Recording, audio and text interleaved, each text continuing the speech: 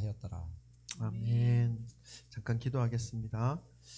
하나님 감사합니다. 오늘도 말씀 앞으로 저희들을 불러 모아 주시니 참으로 감사합니다. 세상의 메시지에 길을 열어놓는 것이 아니라 진리 되시고 영원히 변치 아니하시는 하나님의 진리 앞에 우리의 길을 열어두게 하시고 우리의 심령에 새겨지게 하셔서 이 땅을 살아가는 나그네 인생길에 이정표로 삼게 하시고 하나님 품에 안기는 그 순간까지 믿음의 발걸음을 내딛게 하여 주옵소서. 오늘도 말씀 앞에 나왔사오니 그 발걸음 한 심령 한 심령을 붙잡아 주시고 주장하여 주옵소서. 아버지 감사합니다. 예수님 이름으로 기도드립니다. 아멘. 아멘. 할렐루야. 아멘. 주 예수 그리스도 이름을 찬양합니다. 한 주간 어떻게 잘 지내셨습니까? 네, 보고 싶었습니다. 세상이 참 많이 혼란스럽고 참 이게 무엇이 진실인지를 구분해내기가 참 더 어려워지는 이런 세상이 되어지고 있는 것 같습니다. 그러는 가운데 우리는 점점 나이가 들어가고 있고 또 우리 다음 세대의 우리의 자녀들이 이제 이러한 세상에서 살아가야 할 텐데 참 걱정이 됩니다. 각자의 소견에 옳다고 여기는 대로 살아가는 이러한 세상 속에서 정말 진리를 붙잡고 살아가야 할 텐데 우리가 이 믿음의 길을 바르게 제시해 줄 수 있는 그런 우리의 모습이 될 수 있기를 다시 한번 기도하는 한 주간이었습니다. 우리 오늘도 서로 돌아보시면서 인사 나누고 우리 함께 말씀을 받도록 하겠습니다. 그래서 돌아보시 사랑합니다. 축복합니다. 할렐루야. 잘 오셨습니다. 아멘. 아멘. 어제는 우리 이연복 성도님과 박영인 성도님이 우리 교회에 등록하셔서 우리 교회 한 가족이 되셨습니다. 할렐루야. 아멘. 우리 감사해. 축하해. 감사합니다. 네. 주님의 사랑으로 잘 섬겨주시고 또 든든한 믿음으로 함께 세워가시는 작지만 진리 안에서 아름답고 천국에 갈 때까지 바르게 믿음의 길을 제시하는 그러한 교회가 될 수 있도록 기도해 주시고 함께 세워가 주시기를 바랍니다. 오늘은 다윗에 대한 말씀을 함께 보도록 하겠습니다. 특별히 이 다윗이 사울과 요나단의 그 죽음을 접하고 다윗이 느끼는 그러한 마음을 노래로 표현해 주는 그러한 내용의 말씀입니다. 우리가 이제 사람이 죽고 난 이후에 그 사람을 생각하면서 짓는 그 노래를 조가라고 그러죠. 조가. 그래서 오늘 이 말씀은 다윗이 사울과 요나단을 위해 지어서 부른 다윗의 조가에 해당됩니다. 다윗의 인생을 보면 어느 한 순간에 일어난 하나의 사건으로 인해서 너무나 험난한 시간을 보내야만 하는 인생이 되어버립니다. 그 사건만 없었더라도 그 사건만 다윗의 일생에서 지워지기만 했더라도 이 다윗은 보통 사람들처럼 행복한 10대, 화려한 20대, 정말 모든 것을 발산하고도 남음이 있는 아름다움을 가진 그 시기가 20대 아니겠습니까? 그런 삶을 살았을 텐데 다윗은 어떤 한 사건으로 인해서 자신의 그 20대를 송두리째 정말 너무나 험악한 세월 속에서 두려움과 쫓김 속에서 살아야만 했던 그런 인생을 산 것이 바로 다윗의 인생이죠. 그 사건이 무엇입니까? 골리앗을 죽인 사건입니다. 그때 아버지 심부름으로 형들이 있는 전쟁터에 나가지만 않았더라도 이 골리앗의 그 모습, 교만한 모습, 하나님을 멸시하고 이스라엘을 경멸하는 그 소리를 듣고 그냥 모르는 척만 했었더라도 다윗의 인생은 그렇게 험한 그러한 20대를 보내야 하는 인생이 되지 않을 수도 있었을 텐데, 그러나 다윗은 여호와 하나님의 이름이 모욕당하는 것을 볼 수가 없었습니다. 다윗은 하나님을 사랑하는 그 마음으로 아무도 대적하지 못하고 있는 그 골리앗 앞으로 나아갑니다. 그리고는 물맷돌을 던져서 정확하게 이 말을 맞추어 쓰러뜨립니다. 이스라엘의 대적자, 이 블레셋의 그 장수 골리앗을 쳐 죽인 이 사건으로 인해서 이 다윗은 이스라엘의 임금인 사울로부터 시기와 질투를 받게 되고 자신의 감정 하나를 추스리지 못하는 그 임금으로부터 10년이 넘도록 계속해서 쫓겨다녀야만 하는 그러한 신세가 되어버립니다. 사실 사울 임금이 다윗을 미워할 이유가 전혀 없습니다. 온 이스라엘이 두려워하고 무서워했던 이 골리앗을 다윗이, 그 어린 다윗이, 그 젊은 다윗이 물리쳐 주었다면 자신이 하지 못하고 있었던 그 일을 어린 다윗이 해준 것에 대하여 고마워해야 하고, 그리고 감사해야 하고, 그리고 그 공로를 왕으로서 치하해 주는 것이 정상적인 사람이 보여주어야 할 모습인데, 사울은 정상적인 모습을 취하기보다는 백성들이 자신보다 다윗을 더 따른다는 그 이유 하나만으로 그때부터 죽을 때까지 다윗을 죽이기 위해서 쫓아다니며 미워하며 그의 인생을 다 소진하며 살아가게 되는 것이죠. 그러나 이미 하나님께서는 이 사울을 패하시고 사울의 뒤를 이을 두 번째 임금으로 이스라엘 왕으로 다윗을 세우셨고 붙잡고 계셨습니다.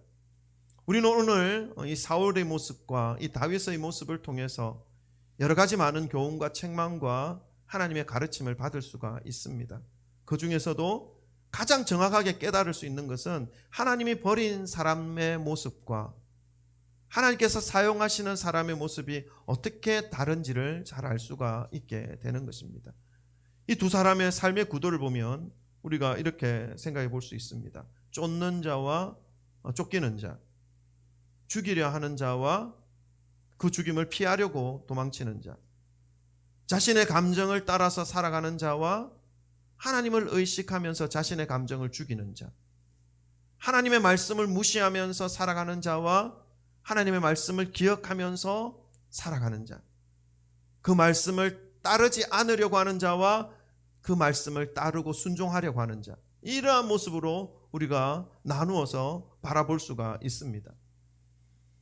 믿음의 삶을 살아가면서 어떻게 살아가는 것이 믿는 자의 모습인지 이 두 사람의 모습을 통해서 우리는 깨닫게 되는 것이죠.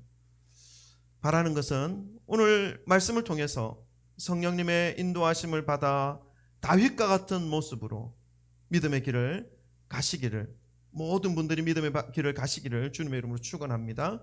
결국 다윗을 끝까지 죽이기를 원했던 이 사울은 이 블레셋과의 전쟁에서 부상을 입죠.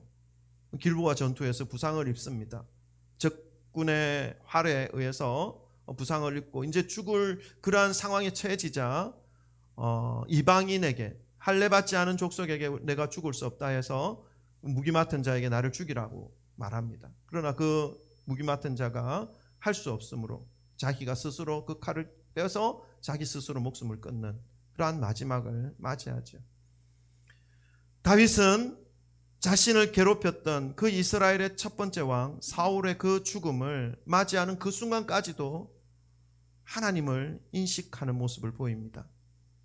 그래서 사울의 그 죽음 앞에서 자신을 괴롭히고 정말 힘들게 했던, 자신을 죽이려고만 했던, 그런데 그 가장 힘센 권력과 그 힘으로 자신의 삶을 송두리째 빼앗아갔던 그러한 사람이 이 땅에서 사라진 것에 대하여 우리 같으면 어떻습니까? 10년 먹은 체중이 훅 뚫린다, 뭐 이런 마음이 들 텐데 다윗은 그렇게 하지 않습니다. 기뻐하거나 좋아하지 않았습니다. 그와는 반대로 하나님께서 기름 부어 세우신 이스라엘의 첫 번째 임금의 죽음이다 라고 여기며 슬퍼하며 애통하고 있는 모습을 볼 수 있습니다. 다윗은 자신을 너무나 고통스럽게 하고 지금까지 그의 모든 일생 동안 자신을 죽이고자만 하였던 이 사울의 죽음의 소식을 접하고 이 사울과 그의 아들 요나단에 대하여 진심으로 슬퍼하며 노래를 짓습니다. 우리 17절 18절 한번 읽어볼까요? 17절과 18절 함께 합독해 보겠습니다. 시작. 다윗이 이 슬픈 노래로 사울과 그의 아들 요나단을 조상하고 명령하여 그것을 유다 족속에게 가르치라 하였으니 곧 활의 노래라 야살의 책에 기록되었으되. 아멘. 다윗은 자신을 죽이기 위해 밤이나 낮이나 할 것 없이 이 군대를 풀어서 자신의 뒤를 쫓아왔던 이 사울의 왕이었지만 그 사람을 그냥 일반적인 사람으로 대한 적이 한 번도 없다는 것을 우리가 말씀을 통해서 알 수가 있습니다. 그는 여호와께 기름을 부음 받은 자다. 여호와 하나님께서 세우신 이스라엘의 첫 번째 왕이다. 그러한 하나님께서 부여해 주신 그 권위를 늘 생각하면서 인식하고 살았던 이 다윗의 모습이었죠. 무엇을 보면 그것을 알 수 있냐 하면 우리가 말씀 사무엘상 사무엘하를 읽어보면 사실 이 10여 년 동안 다윗이 피해 다니면서 사울을 죽일 수 있는 아주 좋은 기회를 서너 번 가집니다. 그 기회를 가지고 다윗이 결정만 하면 이 사울을 죽임으로 자기가 이스라엘 왕이 되고 그리고 그 쫓겨다니는 삶을 이제 끝내고 편안한 삶을 살 수 있는 기회를 한 서너 번 가지고 기회가 서너 번 주어집니다. 그럼에도 불구하고 그때마다 뭐라고 말합니까? 하나님께서 세우신 자를 내가 손댈 수 없다. 사울의 그 옷자락 잠깐 잘라온 그것에 대해서도 다윗은 하나님께 죄 지은 그러한 마음으로 애통하며 자신을 돌아보는 그런 모습들이 있지 않습니까? 이스라엘의 왕으로 등극할 수 있는 그런 기회가 그 사이에 있었지만 끝까지 여호와께 기름 부어 세우신 왕을 내가 어떻게 죽일 수 있는가, 여호와 앞에 범죄할 수 없다라고 하는 그러한 마음뿐이었습니다. 그리고 결정적으로 다윗이 사울을 하나님께서 세우신 사람이라고 인정하는 부분이 오늘 본문 말씀 사무엘하 1장 우리 17절부터 읽었는데 1절부터 16절 사이에 그 내용이 나옵니다. 1절부터 16절 사이에 나오는 내용의 말씀은 어떤 내용이냐 하면 사울과 요나단의 그 죽음 소식을 전하는 아말렉 청년이 등장합니다. 근데 아말렉 청년이 와서 다윗에게 보고하죠. 다윗이여, 다윗이여, 당신을 쫓아다니던 그 사울과 그 군사들이 길보아 전쟁에서 패하였고 사울은 죽었습니다 라고 말합니다. 자, 근데 그가 다윗에게 인정받기 위해서 공명심에 가득 찬 나머지 사울이 비틀거리고 있는 그 모습을 보면서 내가 마지막 사울의 생명을 끊었습니다 라고 자신이 사울을 죽였다라고 전달합니다. 그러니까 다윗의 이 사람 생각으로는 다윗을 쫓아다니는 그 원수를 자기가 제거해 준 것을 다윗이 들었을 때 그 공로를 인정해 주어서 뭔가를 얻을 수 있는 그런 공명심이 있었다는 것입니다. 그런데 다윗은 어떻게 합니까? 그 청년을 바로 네가 하나님께서 부여하신 왕으로 세우신 그 이스라엘 첫 번째 네가 어떻게 죽일 수 있느냐, 바로 처형해 버리죠. 우리는 이러한 다윗의 모습에서 하나님이 세우신 권위 앞에서 믿는 자의 모습이 어떠해야 하는가 하는 것을 다시 알 수가 있습니다. 하나님을 믿는다는 것은 세상 사람들이 가지고 살아가는 그러한 생각과 가치와 판단과 그 권위에 대한 관념으로 살아가는 것이 아니라는 것입니다. 오늘 성경 말씀에서 말씀하시는 그 가치와 판단 기준을 가지시고 이 땅을 살아가시는 그러한 저와 여러분 되시기를 주님의 이름으로 축원합니다. 다윗은 사울 왕의 그 죽음을 접한 후에 일생 동안 자신을 힘들게 한 그 원수 같은 그 사람이 사라진 것에 대하여 기뻐하거나 좋아하지 않습니다. 이제 두 다리 쭉 뻗고 편안한 삶을 살아갈 수 있겠구나, 하나님이 주시는 평안이 바로 이런 것이겠지라고 하며 안심하는 삶을 살지 않습니다. 다윗에게 있어서 이 사울은 자신에게 아픔과 고통과 일평생 생명을 위협하는 그러한 존재로 받아들여진 것이 아니라 자신을 모든 어려움에서 건져주시고 지켜주시고 인도해 주신 여호와 하나님께서 기름 부어 세우신 왕으로서 받아들이고 그리고 인식하고 살았던 다윗의 모습임을 알 수가 있습니다. 그래서 여호와께서 세우신 왕이 사라진 것에 대하여 깊은 애도와 슬픔의 노래를 지어서 온 유다 백성에게 그 죽음을 애도하게 하고 있는 다윗의 모습을 오늘 볼 수가 있는 것이죠. 사랑하는 성도 여러분, 믿음의 길은 자신의 감정에 붙잡혀 살아가는 삶이 아니라는 것을 기억하시기를 바랍니다. 감정에 붙잡혀 살아가는 것이 아니라 진리에 붙잡혀 살아가야 하는 삶이라는 것을 기억하시기를 바랍니다. 모든 감정의 기준마저도 말씀에다 두시는 성숙된 성도님들의 삶이 되시기를 간절히 소망합니다. 다윗은 사울 왕과 이 요나단의 죽음을 애도하며 슬퍼하였을 뿐만 아니라 그들의 용맹스러움, 이스라엘 왕으로서 조금도 부족함이 없었던 왕으로서의 그 모습을 기리고 기억하고 있습니다. 22절과 23절도 한번 읽어볼까요? 22절과 23절 또 읽습니다. 다 같이 읽습니다. 시작.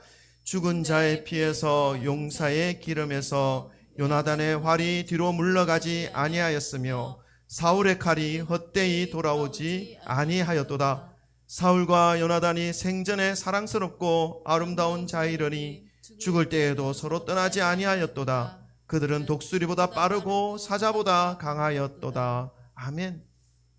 방금 읽으신 이 본문 말씀은 다윗이 이 사울과 요나단 두 사람을 기억하면서 그들의 용맹스러움과 살아있을 때 이스라엘의 대적들을 물리친 그 모든 사건들을 기억하면서 그들의 그 공로를 기리며 찬양하고 있는 그러한 말씀인 것이죠.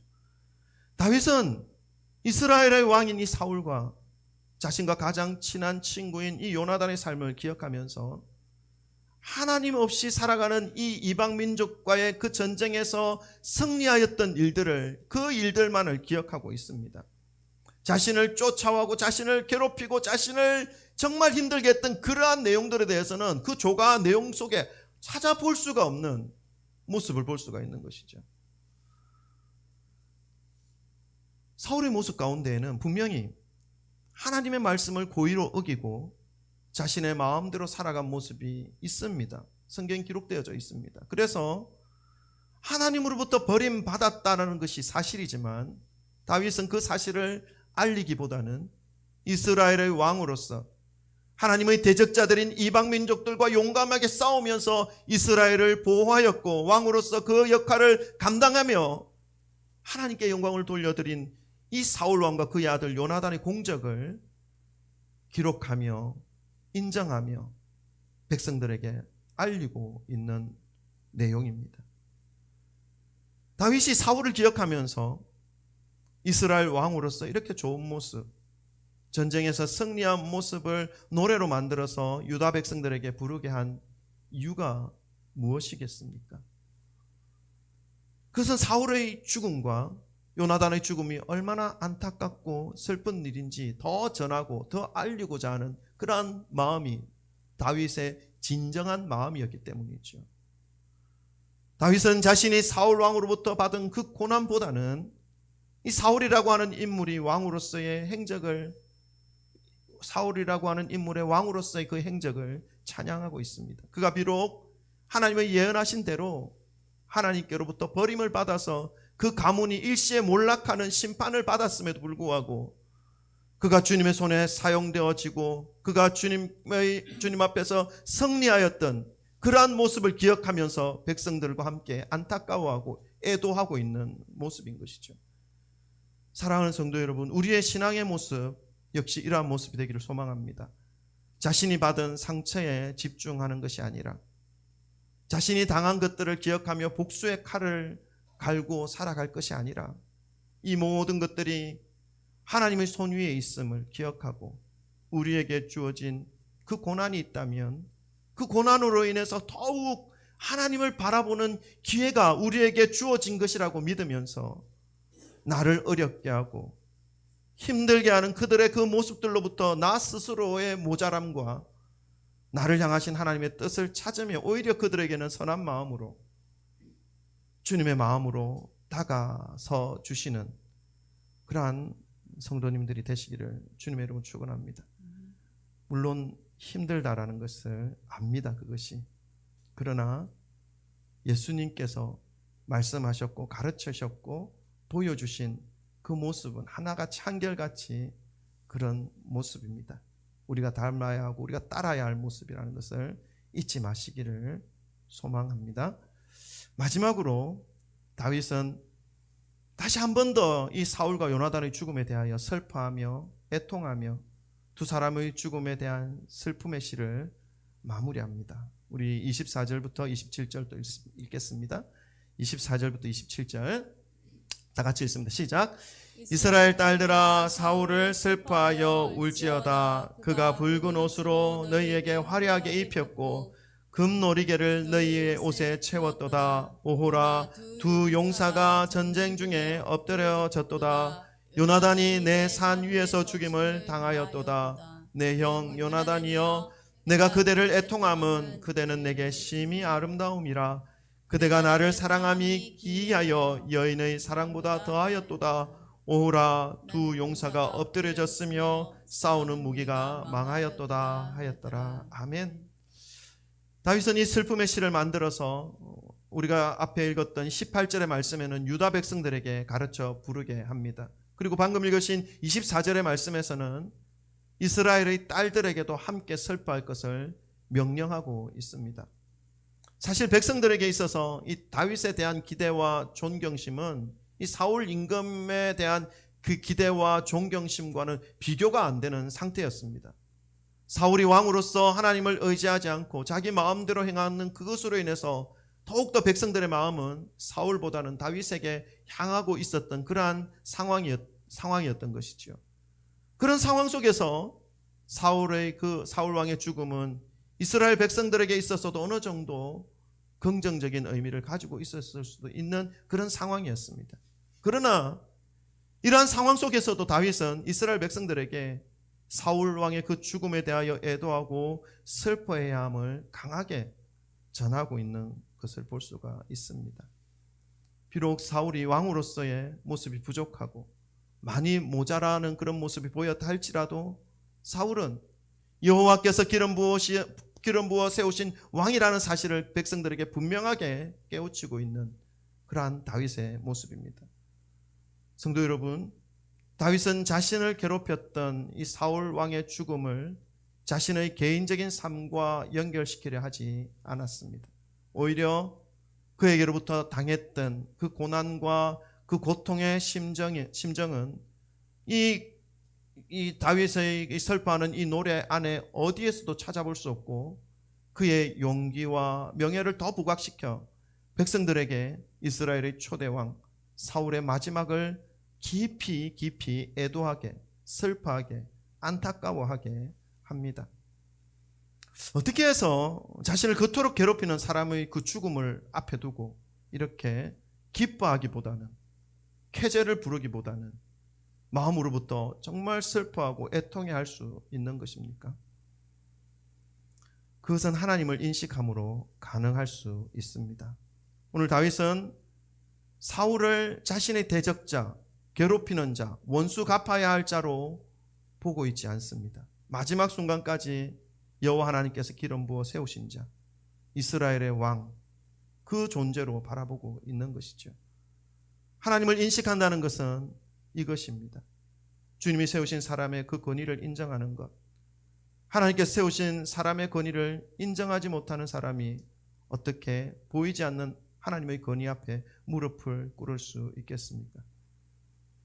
신앙은 하나님을 인식하며 그분의 권위 앞에 무릎을 꿇어 겸손히 말씀 앞에서 자신의 마음을, 자신의 생각을 내려놓고 순종하며 살아가는 그러한 삶이라는 것을 다윗은 오늘 말씀을 통해서 우리에게 보여주고 실천해주고 있습니다. 바라는 것은 이러한 참된 이 신앙의 모습, 다윗과 같은 그러한 모습, 감정이 말씀보다 더 위에 올라가는 것이 아니라 말씀이 내 감정을 지배하고 나의 어떤 고난과 고통이 어떤 복수의 연결고리로 이어지는 것이 아니라 하나님의 섭리를 바라보며 찾는 그러한 모습으로 신앙생활을 함으로 인해서 사랑하는 모든 우리 성도님들의 그 삶이 정말 하나님의 다스리심 속에, 통치하심 속에 더욱더 성장하고 성숙하여서 주님이 기뻐하시고 많은 사람들에게 하나님의 그 은혜와 사랑과 성품을 흘려보내실 수 있는 그러한 귀한 믿음의 삶이 되시기를 주님의 이름으로 축원합니다. 기도합시다.